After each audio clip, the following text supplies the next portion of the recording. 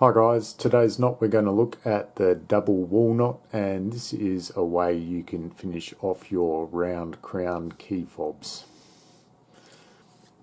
To tie this one I'm going to take one of my strands and I'm just going to take it underneath the strand next to it, and you should find that it comes out parallel to its own coloured strand on the opposite side. I just want to rotate my work around. I'm going to take the next strand across and I'm going to take it underneath both of those two strands.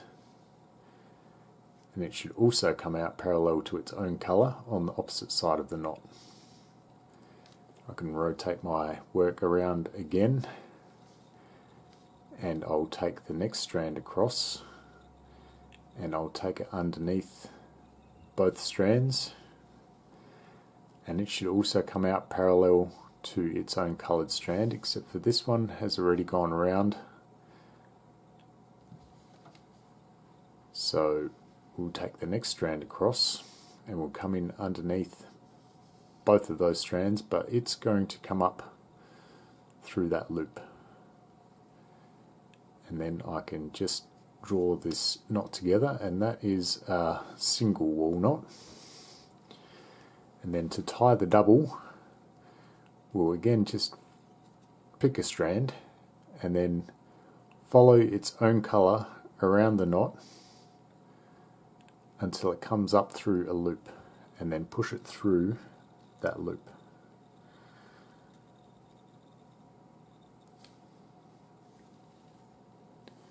Then we'll take our next strand across and we'll follow its own colour around the knot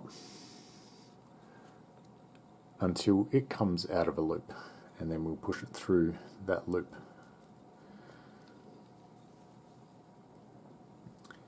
Then we'll take our next strand across, and you'll find that you have two strands here, so you've got to make sure you get the right one. So you can test. This one's already gone through, and this one is coming directly out of this crown here. So that's the one we want to use.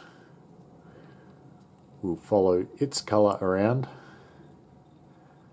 until it comes out of a loop, and then we'll push it through that loop. And then we'll have one more strand to go. Again, we will identify which strand we want.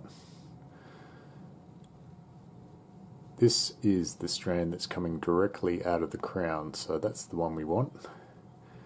And we'll follow its colour around here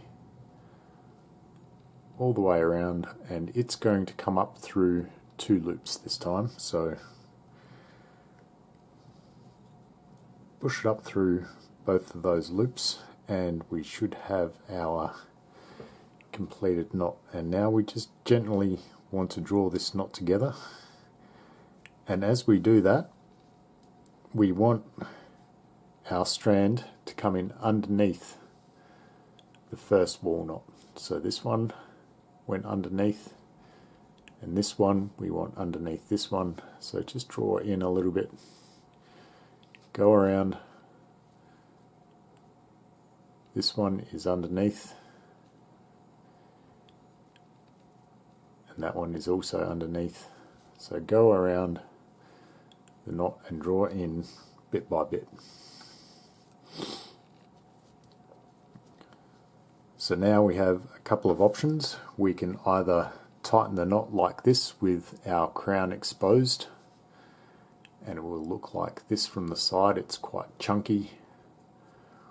Or as we tighten it up, we can push our wall knot upwards.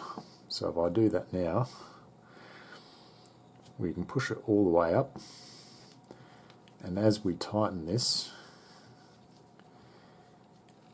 it will make the knot quite a bit narrower. So I'll tighten this one up, and so you'll end up looking more like this. And you can cut the edges off here now and finish off your fob, or you can tie another crown knot by coming in over the adjacent strands.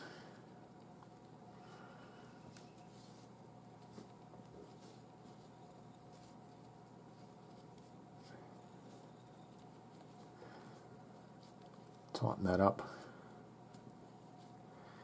and you would end up finishing up like this, or you could continue crowning along, and then this would become an ornament in the middle of your fob.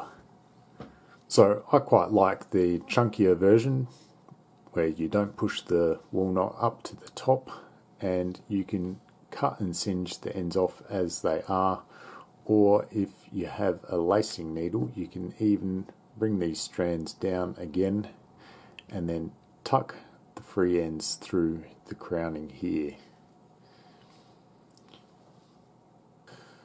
So here's an example of the wool knot tied in the middle of a fob where I've just continued crowning above it, and here's the one I just tied and I've just cut and singed the ends.